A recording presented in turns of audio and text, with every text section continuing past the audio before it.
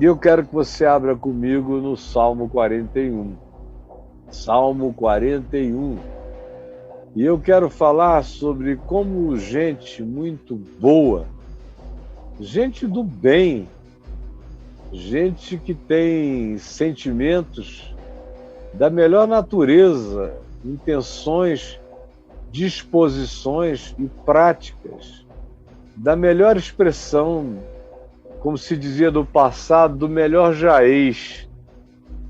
Mas assim mesmo, podem de repente, por causa de alguma circunstância, terem suas emoções, seus sentimentos profundamente alterados. E deixa eu te dizer o seguinte, eu repito aqui há milhões de anos, né, que o justo vive pela fé e que a fé não é sensação, não é sentimento, não é emoção. A fé é decisão.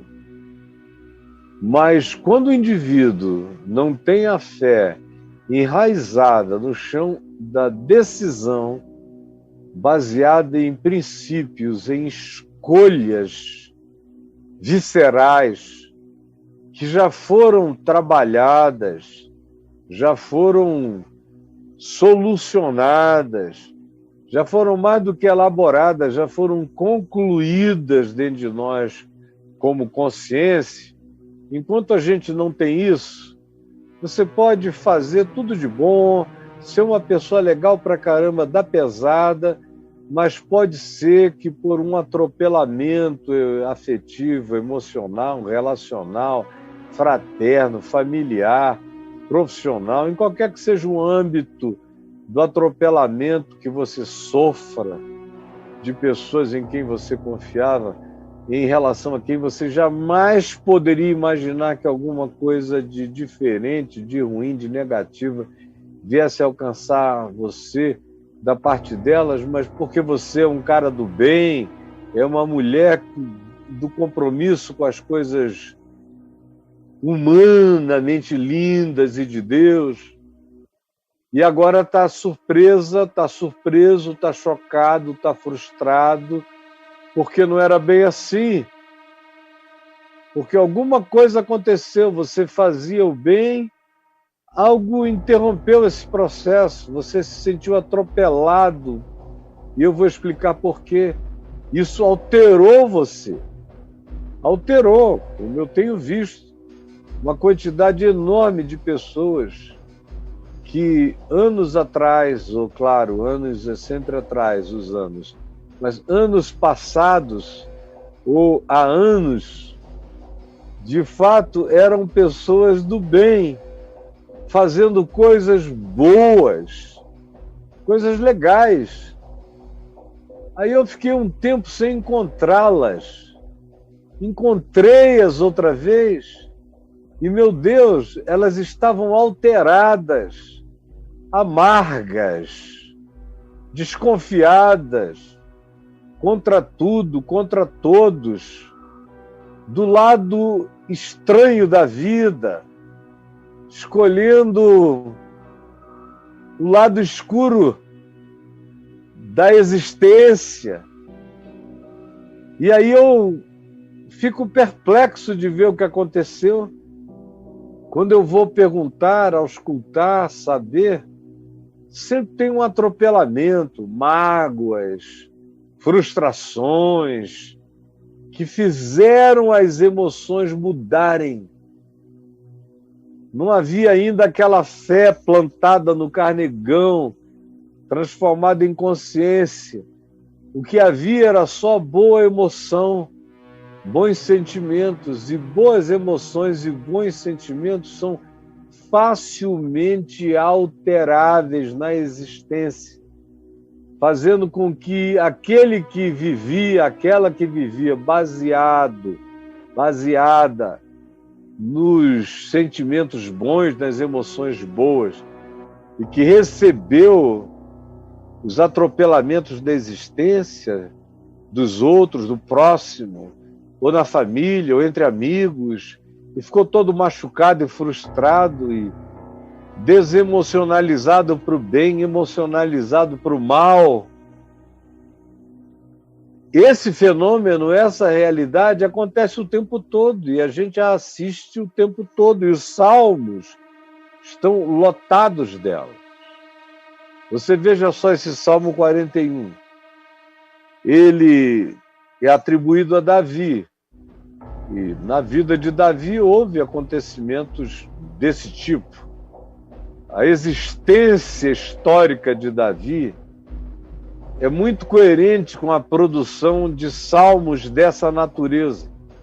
E você tem que ler esse Salmo 41, gostaria que você lesse no seu celular, na sua Bíblia, onde quer que você queira, mas que você lesse esse texto de maneira paginal ou digital, mas leia-o, por favor.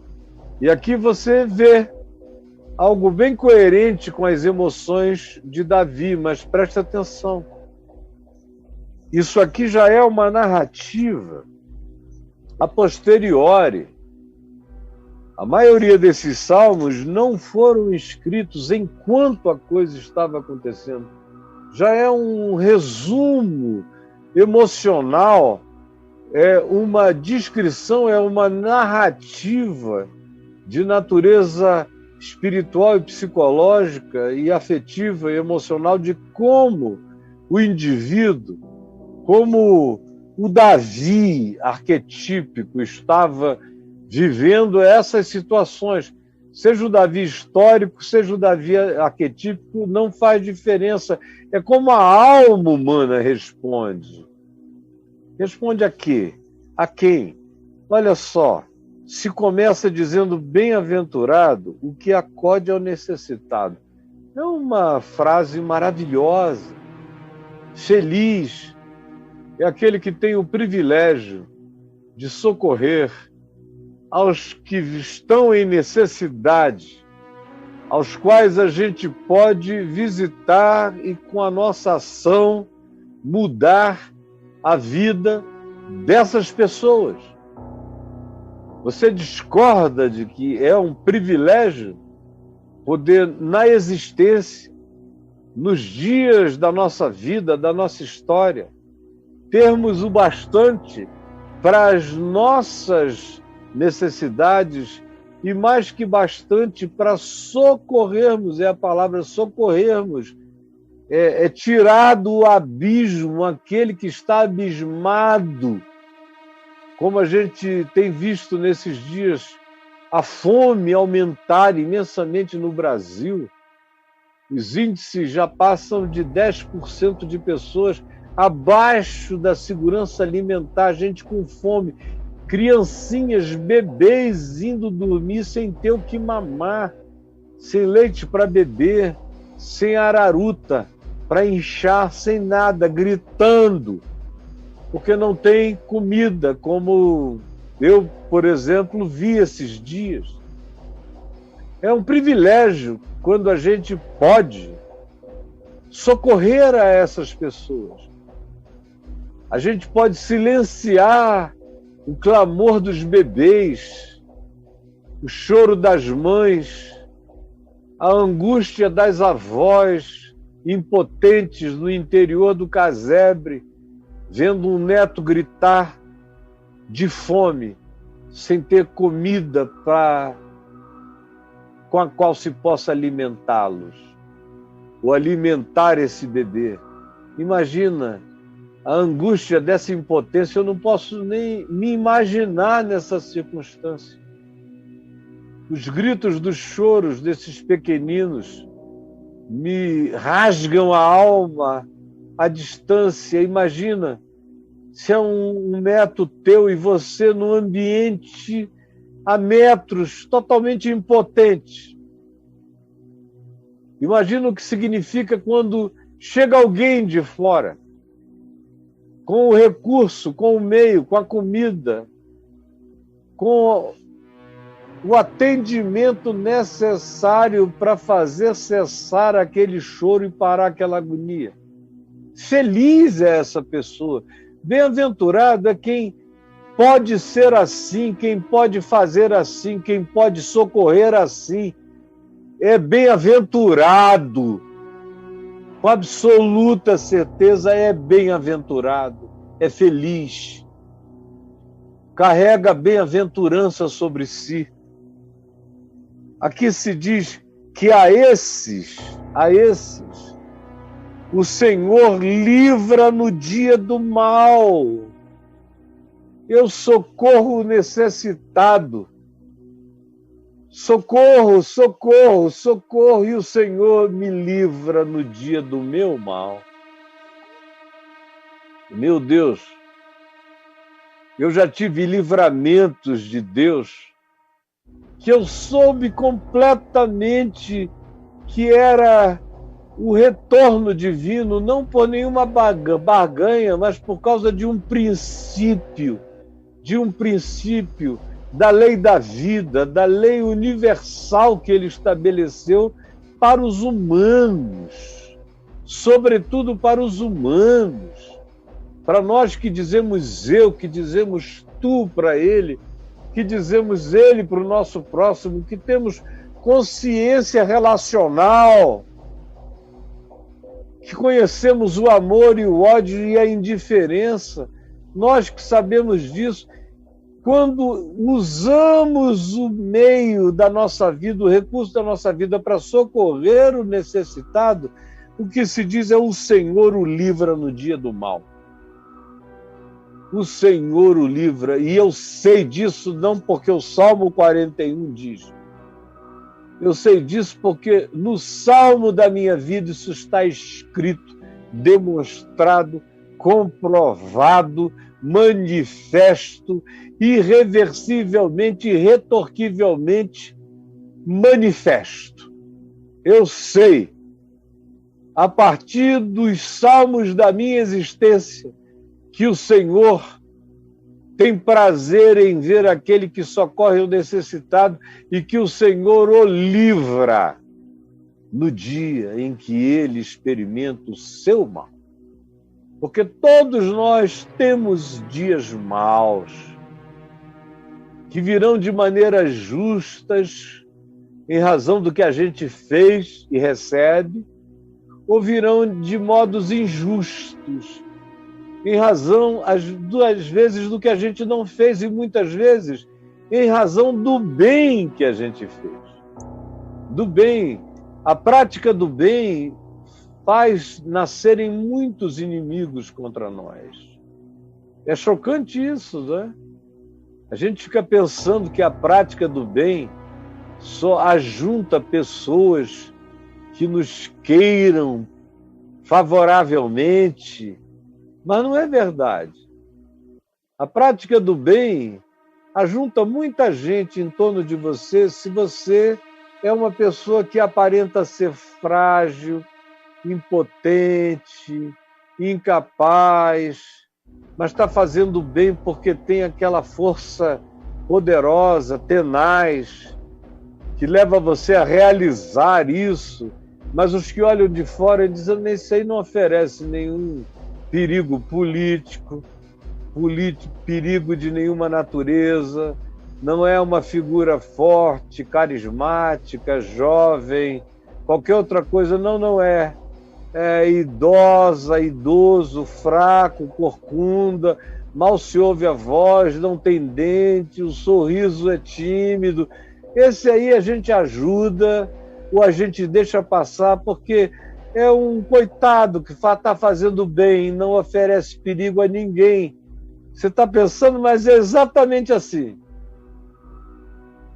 Mas se você não é esse tipo, se você pratica o bem na sua juventude, com toda a sua força, com toda a sua alegria, com todo o seu carisma, com toda a sua intensidade, isso é ameaçador, é apavorante. Imagina, se um cara como Davi, no caso do Salmo, retratar a vida do Davi histórico, era um perigo fazer o bem, gostar de socorrer o necessitado. Perigoso isso. Tinha um monte de gente que diz: esse desgraçado, além de ser bom de briga, de ser general vitorioso nas guerras que ele peleja, de se tornar um guerrilheiro escondido nas grutas do Negueb e ninguém conseguia achá-lo, de ser uma frustração para o rei a existência dele, de gerar ciúmes numa quantidade enorme de maridos, porque as mulheres de Israel cantam, louvando os feitos de Davi, os homens até dão uns sorrisinhos pálidos, esperando o dia da vingança, mas vai gerando uma acumulação no inconsciente coletivo que as pessoas nem se dão conta do montante esperando a hora brumadinha de se derramar como uma avalanche contra esse Davi histórico ou o ser aqui representado.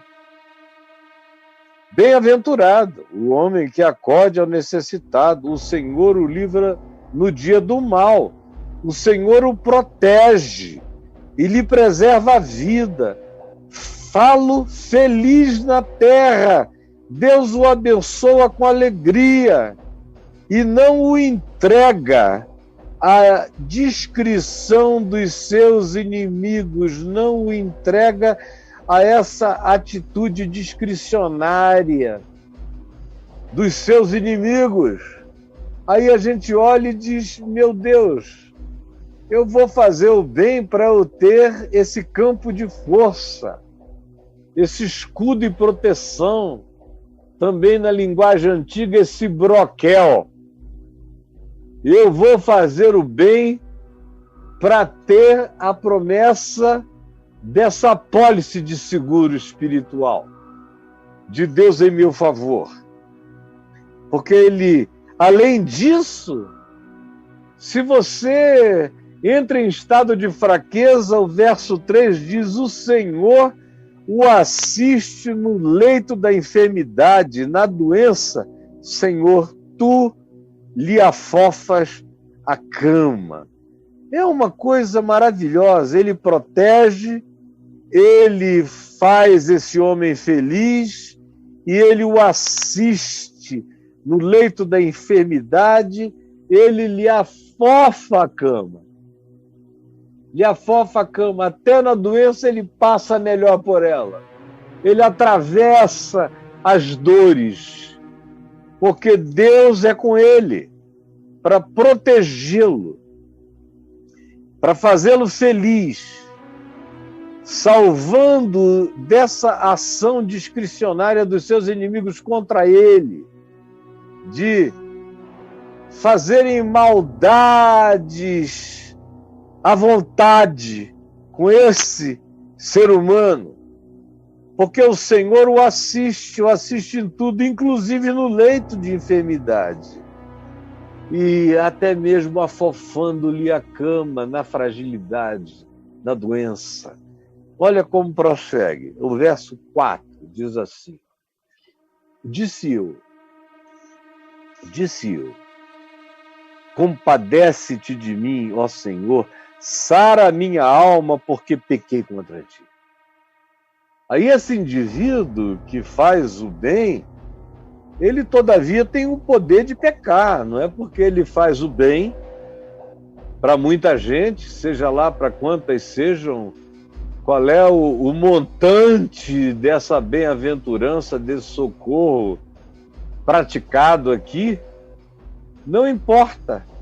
O mesmo indivíduo que faz o bem é capaz de praticar o mal. O mesmo Davi, dos muitos feitos celebrados e bons e positivos, conforme a interpretação da época, porque se fosse nos nossos dias, a vida de Davi toda seria um grande escândalo, começando até pela vitória sobre Golias. Só seres muito primitivos, contemporaneamente, iriam achar a vida de Davi apenas a vida de um valente. Muita coisa que ele praticou, contada no passado, é lindo. Feita no presente, é horripilante.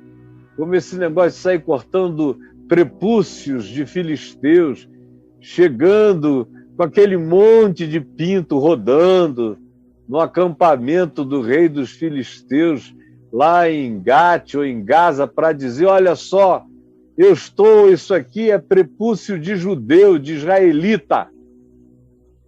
É porque eu estou indo matar os meus irmãos, porque agora eu trabalho para os filisteus.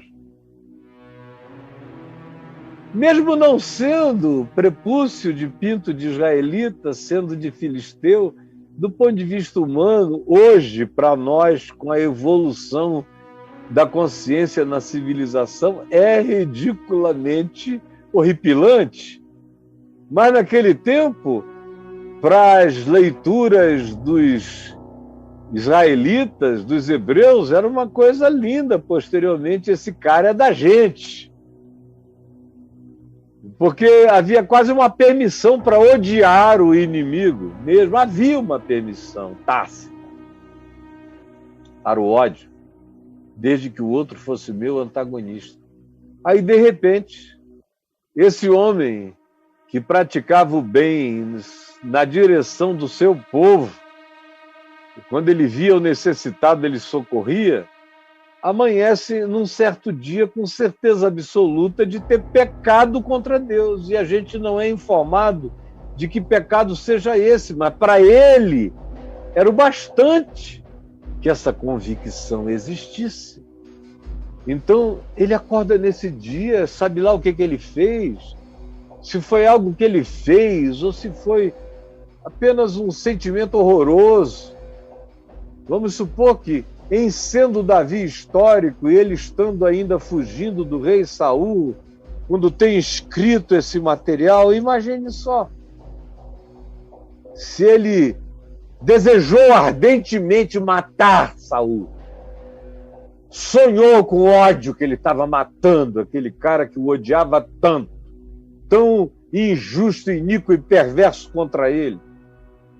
E ele sabia que aquilo não agradava a Deus, ele tenha sentido o coração dele palpitar com aquela convicção de pecado, tenha sido nesse nível, por exemplo, da subjetividade, ou tenha sido por alguma coisa objetiva que ele tenha feito, em relação à qual ele tenha ficado convencido totalmente do seu pecado diante de Deus e da vida.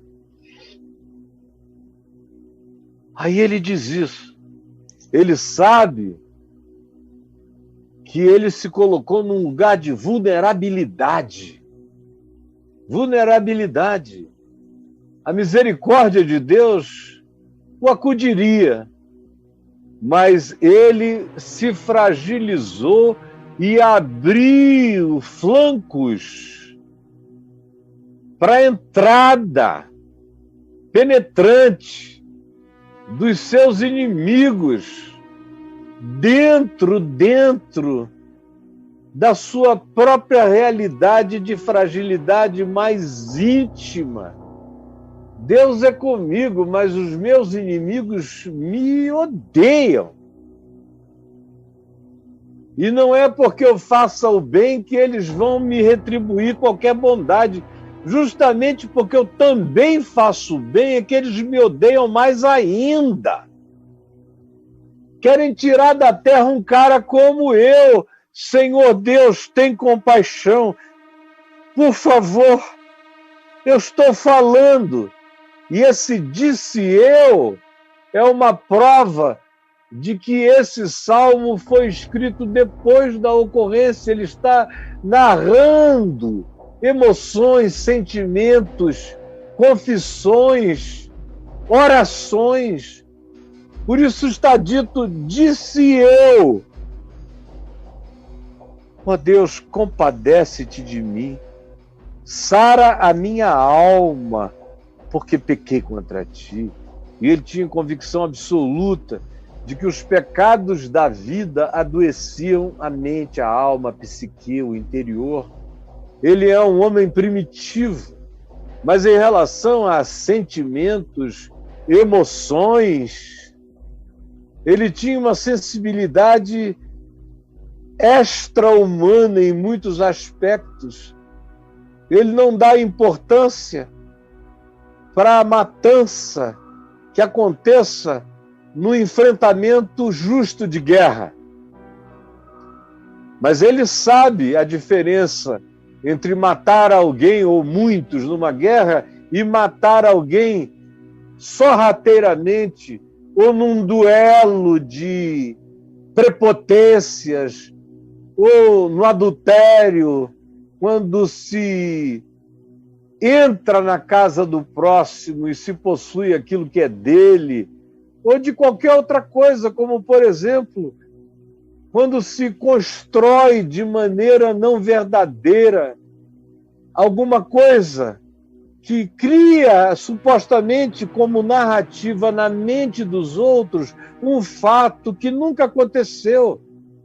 Hoje a gente chama de fake news, mas naquele tempo era apenas mentira.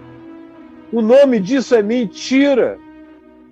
E ele sabia como a língua perversa ou qualquer outra coisa, a construção subjetiva mentirosa, era horrorosa diante de Deus. Ele tinha essa certeza. Ela é expressa inúmeras vezes por ele nos Salmos e nas ocorrências que se lê acerca dele historicamente nas Escrituras, o primeiro livro de Samuel, o início do segundo, o primeiro livro de Reis. São coisas que estão contadas aqui acerca desse indivíduo de natureza tão diferente da maioria dos seres humanos que apenas o circundavam. Ele disse eu, compadece de mim, Senhor, sara minha alma, porque pequei. Porque pequei, o meu pecado adoece a minha alma, adoeceu o meu ser. E aí tem uma culpa instalada.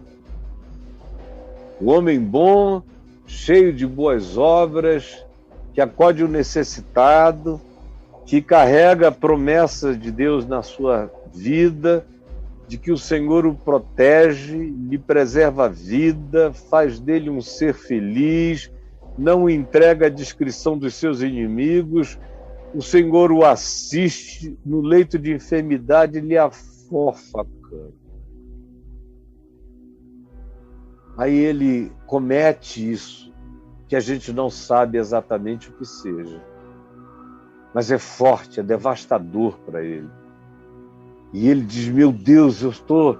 É como um guerreiro no meio do campo de batalha que perde a couraça, que perde a bota, que perde a espada, que perde o escudo, que perde o capacete, que perde a proteção, que perde todos os equipamentos, fica nu no campo de batalha. É assim que ele se percebe do ponto de vista espiritual, em relação ao que ele abriu de oportunidade para que o mal, subrepticiamente plantado no coração dos outros contra ele, se levantasse, agora de maneira descarada, porque ele deu ocasião.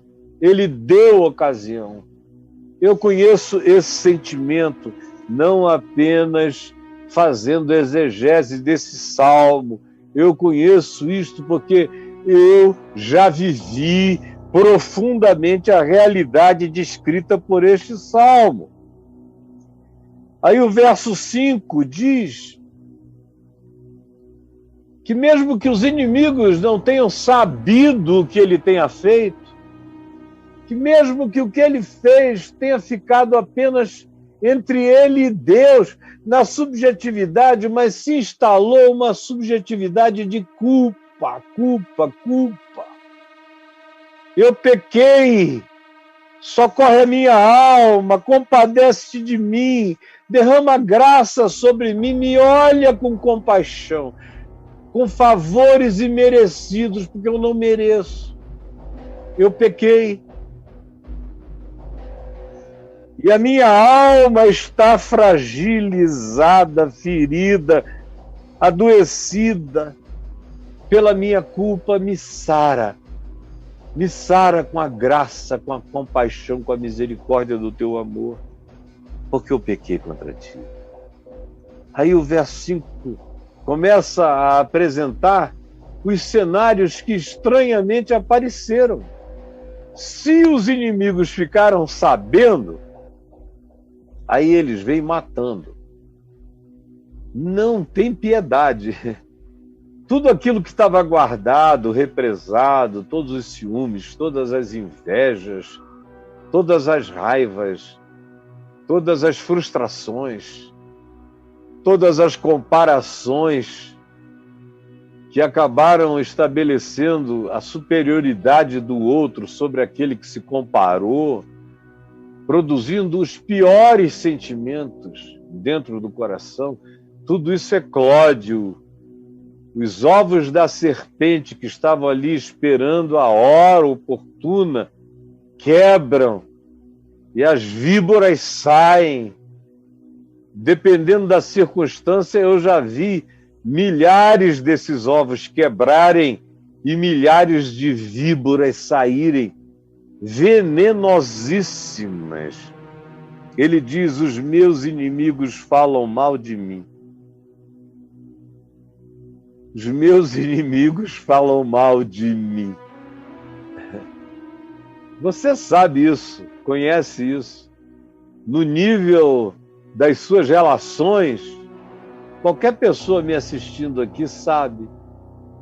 Como quando você é muito olhado, observado, observada, ou é objeto de admiração, é também objeto de contemplação invejosa, comparativa, frustrada. Você sabe disso, suas amigas, gente de dentro dos seus círculos mais íntimos. Aparecem, brotam de todo lado, você não sabia os inimigos que tinha. Eu muito menos. Quando os ovos das serpentes começaram a quebrar, eu fui dizendo: meu Deus, eu não sabia que era tanto inimigo. Eles vêm de todos os lados contra mim. Falam mal de mim ao mínimo. Tudo que eles querem inventar e colar em você, pega. Porque na mesma medida em que você era visto com bondade, em dando uma ocasião, tudo se transforma em chance de se criar uma degradação mentirosa a seu respeito. Tudo que se coloca em você cola daí para frente. Você sai carregando o pecado que cometeu e milhares de outros que você não cometeu, mas que você são atribuídos, porque é interessante para a projeção dos amargurados fazerem isso sobre a sua vida. Eles dizem: quando morrerá e lhe perecerá o nome? Quando é que a gente vai lhe tirar o nome desse cara da memória de todo mundo?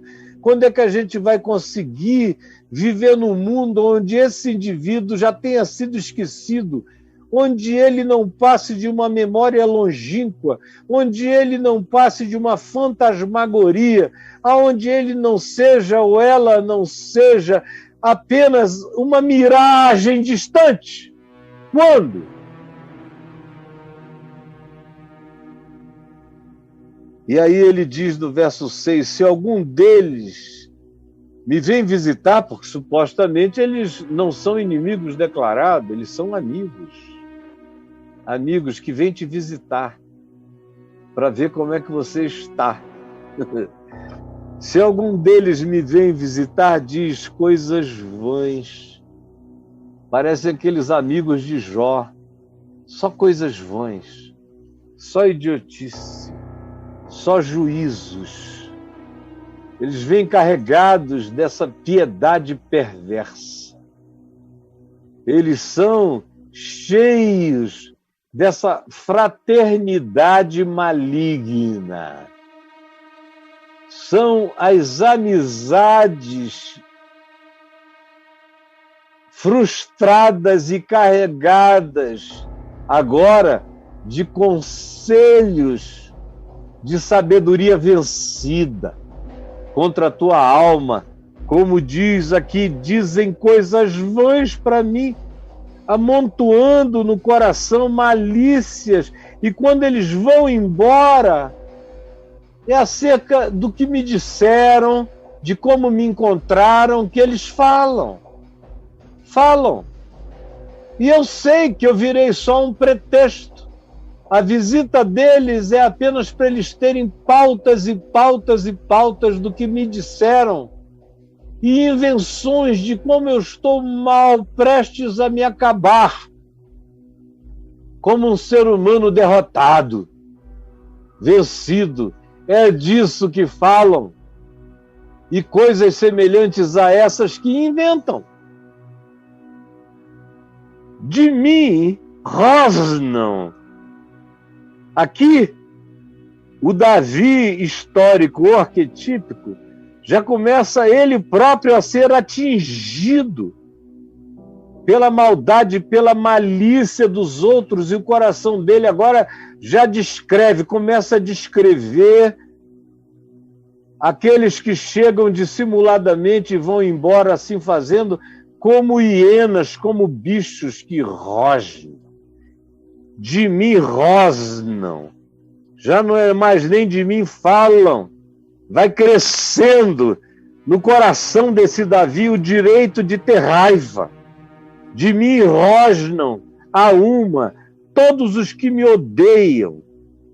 Engendram males contra mim, dizendo: peste maligna deu nele. Ou então eles dizem: caiu de cama, já não há de levantar-se. Dessa ele não escapa. Pode ser que com você não tenha sido nada tão pesado assim, mas comigo foi no mínimo assim. Quando começaram as notícias de que eu estava doente, no início do ano 2000, houve muita gente esperando que dali eu não passasse. O Caio vai somatizar isso tudo e vai morrer. Peste maligna deu nele, caiu de cama, já não há de levantar-se. Está chegando aquela hora. E aí vem uma descoberta horrorosa. Verso 9, até o meu amigo íntimo. O meu amigo íntimo, aquele em quem você de fato confia. Você diz: não, todo mundo pode se levantar contra mim, eu posso até aceitar o melhor de todos os que eu pensei que não teriam esse sentimento, mas do meu amigo íntimo, não. Nele eu confio. Como diz aqui a palavra que ele usa, até o meu amigo íntimo, em quem eu confiava, que comia do meu pão, que sentava na minha mesa, que era servido na minha casa, levantou contra mim o seu calcanhar. Isso é uma coisa tão séria que depois vai ser usado, esse mesmo verso vai ser citado em relação a Judas Iscariotes, mais adiante. É o amigo íntimo. Jesus chama Judas de meu amigo íntimo. Meu amigo íntimo. Está lá em Mateus 26, 24, em Marcos, Lucas 22, 22, João 13, 18. Vocês vejam como que aconteceu entre Judas e Jesus. Foi uma coisa que mereceu a evocação de todos os 4 evangelhos, vindo até este Salmo 41 e tirando daqui esse verso 9, que descrevia perfeitamente o que estava acontecendo, porque com Jesus até os que o seguiam deixaram, até aqueles que o aplaudiam, optaram e fizeram outras escolhas, até o meu amigo íntimo em quem eu confiava, que comia do meu pão, levantou contra mim o calcanhar. Aí veja só, tu, porém, Senhor, a gente lê o verso 10 e fica pensando que uma coisa boa aconteceu como uma resposta desse Davi histórico ou arquetípico, tanto faz, pela 5ª vez eu digo. A gente vê ele começando a dizer, tu, porém, aí você diz, bom, agora tem uma reação legal, espiritual, positiva. Tu, porém, Senhor, compadece-te de mim. vem, compadece de mim e levanta-me, para que eu lhes pague segundo merecem. De Deus, ele quer compaixão, para que ele mesmo seja levantado e, uma vez de pé, tem o poder de esfolar esses caras. Senhor, parece Sansão, aquela oração vencida de Sansão lá em Juízes. Mais uma vez, para que eu destrua todos esses inimigos filisteus. E aquela glorificação, e mais foram aqueles que ele matou na sua morte do que todos os que ele tinha conseguido matar em vida. É um final positivo no Velho Testamento. Mas no Novo Testamento, essa oração está vencida. No Novo Testamento, não existe esse compadece de mim, ó Deus, e levanta-me, para que eu esmague, arrebente, quebre. Não existe isso.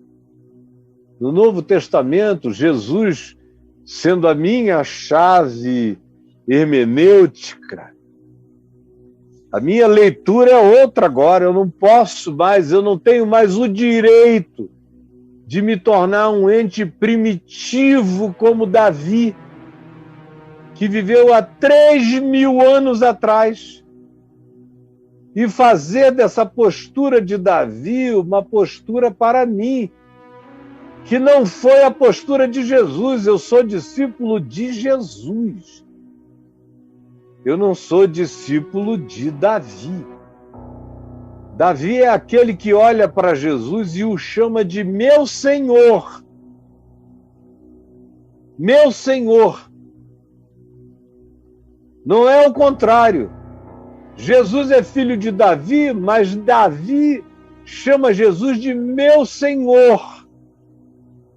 De modo que é a palavra de Jesus que está sobre Davi. Davi podia dizer isso 1000 anos antes de Jesus, mas não poderia dizer isso como um discípulo de Jesus, a quem Jesus diria: arreda, Satanás. Porque não cogitas das coisas de Deus e sim dos homens. Basta, guarda essa espada. Você não está entendendo nada. É uma oração que, imagina só eu orando isso aqui. Senhor, eles me odeiam, tu, porém, compadece de mim, levanta-me, para que eu lhes pague segundo merecem.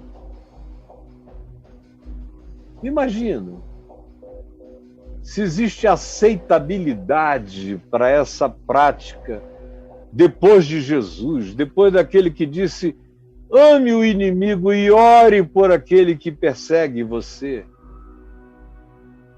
Na presença e diante daquele que disse: se o teu inimigo tiver fome, dá-lhe de comer. Se tiver sede, dá-lhe de beber. Porque a tua única arma contra ele é a bondade e o amor. Porém, se tu o tratares com amor e com compaixão, tu amontoas brasas vivas sobre a cabeça dele. Não é tomando da espada, é fazendo um derrame de graça sobre ele também.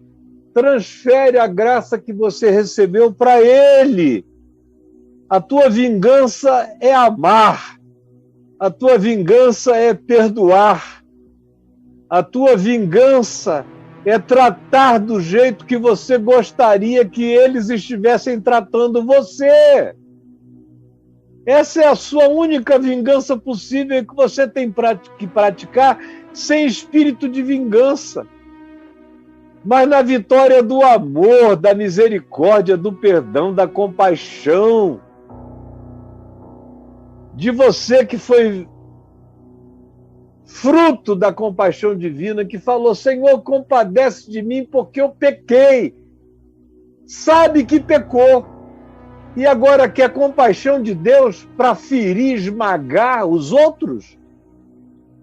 Leia Mateus 18, aquele credor incompassivo que praticou assim, recebeu toda a graça de perdão e não soube transferir para o próximo, para o irmão, e esganava-lhe o pescoço. E Jesus disse: não façam assim, senão o meu Pai Celeste vai chamar vocês, vai jogar vocês no cárcere, vai entregar o verdugo, e vocês não vão sair dali, já que o negócio de vocês é acerto de contas, vocês não vão sair dali até pagarem o último centavo. Se do íntimo não perdoarem cada um ao seu próximo, ao seu irmão, ao seu inimigo, a qualquer um. Olha só. Com isto, verso 11 prossegue: conheço com isto, de tu me levantares e me dares poder para eu esmagá-los, segundo eles merecem. Com isto, conheço que tu te agradas de mim, em não triunfar contra mim o meu inimigo, em tu me levantares para eu esmagá-los. Veja como esse cara, que é um bem-aventurado, que acode ao necessitado, que o Senhor o livra do mal, o Senhor o protege e lhe preserva a vida, que o faz feliz mesmo perseguido, que não o entrega aos seus inimigos e o assiste no leito da enfermidade e afofas a cama, como esse indivíduo que começa essa narrativa de um modo, a termina de outro. E como é fácil a gente se corromper no coração. E eu também conheço esse sentimento de corrupção emocional, de corrupção afetiva, de corrupção nos meus sentimentos. Eu conheço. Eu sei o que é a acumulação dos ódios. Eu sei o que é a visitação dos amigos. Eu sei o que a falação carregada de muita felação, que provocavam aqueles falatórios que não passavam de felatórios. Eu sei o que isso produz naquele que é o objeto desse ódio coletivo. Sei como isso tem o poder de envenenar a gente, vai envenenando, envenenando, e tanto mais envenena, quanto mais vai chegando no ambiente mais íntimo, da parentela, dos amigos, dos que têm acesso à minha casa, à minha mesa, até mesmo à minha cama na enfermidade, dos que chegam para fazer uma visita fraterna, e você vai sentindo que de fraternidade não há nada, só tem juízo, e que vão embora e abrem a boca contra você no mundo. Como isso vai envenenando, como o veneno das serpentes e das víboras tem o poder de fazer de você um ente envenenado contra o próximo, como a tua língua, como a tua alma também vai se bifurcando e você vai se tornando gente da mesma natureza do que você abomina, da mesma natureza do que você aborrece. Seu pai, sua mãe, seus irmãos ficaram assim contra você também, o seu amigo mais íntimo, sua amiga, seu grupo mais chegado. Seja qual seja o tamanho desse evento, mas produz isso no coração da gente. Olha que afirmação mais louca. Com isto eu conheço que tu te agradas de mim, em não triunfar contra mim o meu inimigo. É quando o inimigo passa a ser a referência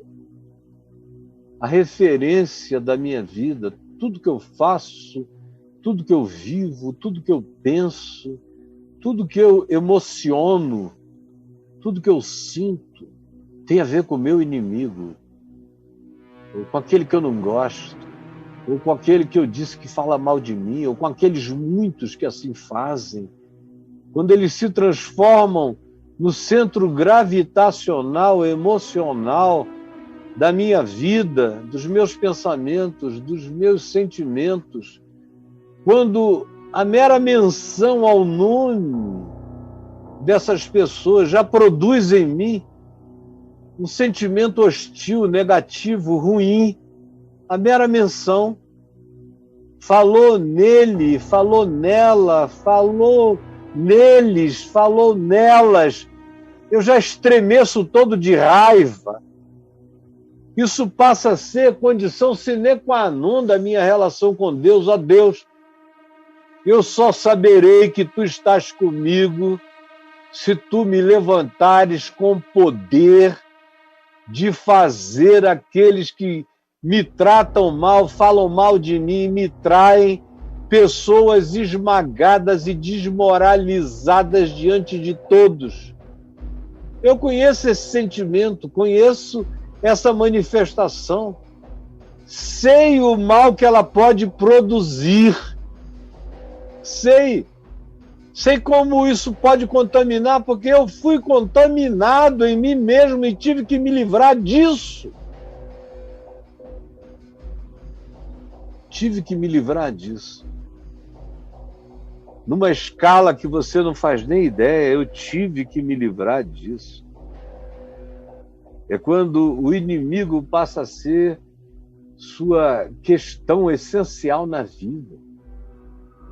E em razão de quem tudo na sua vida acontece. O ente gravitacional são os entes da força gravitacional da sua existência que gira em torno daquelas emoções, daqueles sentimentos, daquelas dores. Ou, mesmo quando não seja assim, quando você não esteja tomado disso de dia e de noite, seja esse tema quem sendo mencionado erisse você por inteiro, mostrando como você está contaminado.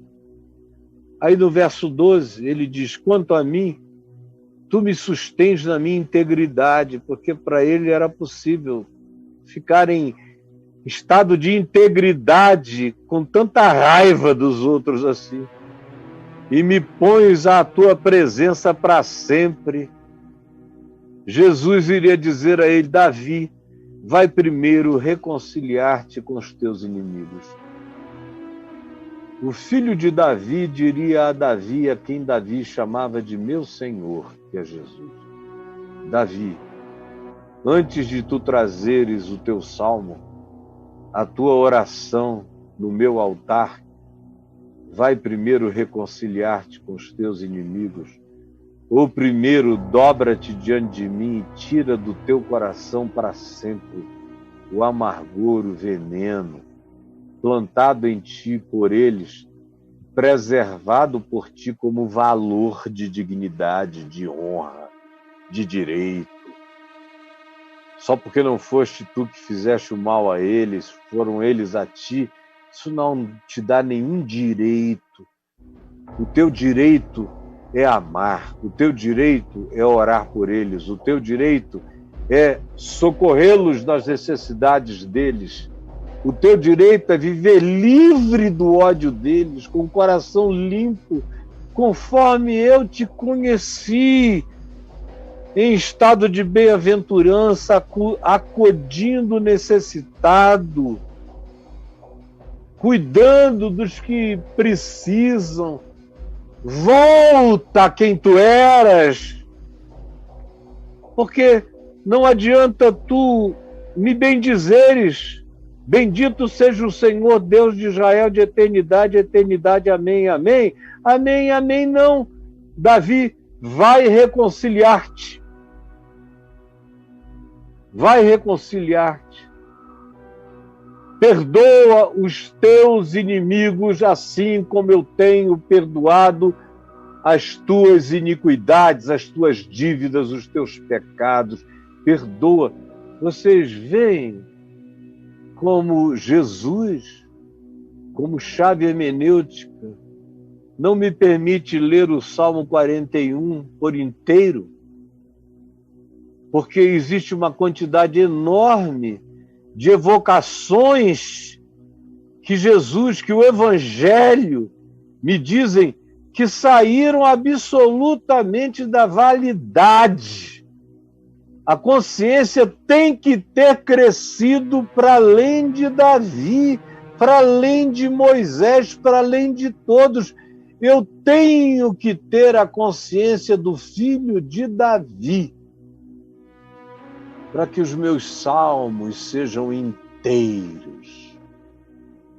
Alegria, gratidão, perdão de Deus por mim, perdão que eu transfiro por aqueles que me odeiam, com razão, sem razão, me odeiam, tanto faz. Isso aqui não é um encontro de contas, o encontro de contas já aconteceu para mim, para eles, para todos nós, para o mundo inteiro. Pai, perdoa-lhes porque eles não sabem o que fazem. O encontro de contas aconteceu na convergência absoluta da cruz. Convergência da cruz. Está consumado, está pago. Não só a minha dívida está paga, mas a dívida deles está paga. A dívida deles para comigo está paga, porque a minha dívida foi paga. A dívida deles também foi paga no perdão de Deus a mim. Eu transfiro esse perdão como graça, satisfeita pela misericórdia divina, em favor de todos aqueles que me odeiam, ou não gostam de mim, ou trabalham contra mim, ou falam mal de mim. A minha oração por eles e pelo mundo inteiro é uma só. Perdoa-lhes, Pai. E eu oro por eles e peço que o Senhor os visite e os acorde com luz. A minha vingança é eles abrirem o entendimento para o amor de Deus, a se converterem à misericórdia. A resposta à minha oração, a única vindicação, eu não quero para mim, eu quero como vindicação de Deus na vida deles, para que eles conheçam a graça, o amor, o mesmo amor que me perdoou, que esteja sobre eles. É a minha oração todo dia. É assim que eu termino o que eu digo, na esperança de que você não esqueça de que no Evangelho é assim, não é de outra forma. E se for de outra forma, já não é Evangelho. E não dá para a gente acudir ao necessitado como se isso fosse uma permissão de concessão para que eu odeie os meus inimigos. Tem muita gente que não entendeu nada, mas que trabalha com essas categorias. Eu acudo necessitado, mas eu também quero que Deus me faça cláusulas de concessão, para que eu tenha liberdade de tratar de maneira pesada os meus inimigos. Você é discípulo de Davi? Ou você é discípulo do filho de Davi? A quem várias vezes nos evangelhos pessoas em desespero disseram: Filho de Davi, tem compaixão de mim. E Jesus curou-as, ergueu-as, levantou-as. Jesus, no entanto, não fica impressionado de maneira absoluta por Davi. Ele separa, e só ele tem o poder de separar o joio do trigo na vida de quem quer que seja, nenhum de nós o tem. Ele louva Davi na liberdade que Davi tem na graça, de deixar a lei de Moisés para trás e saber que a vida humana tinha prioridade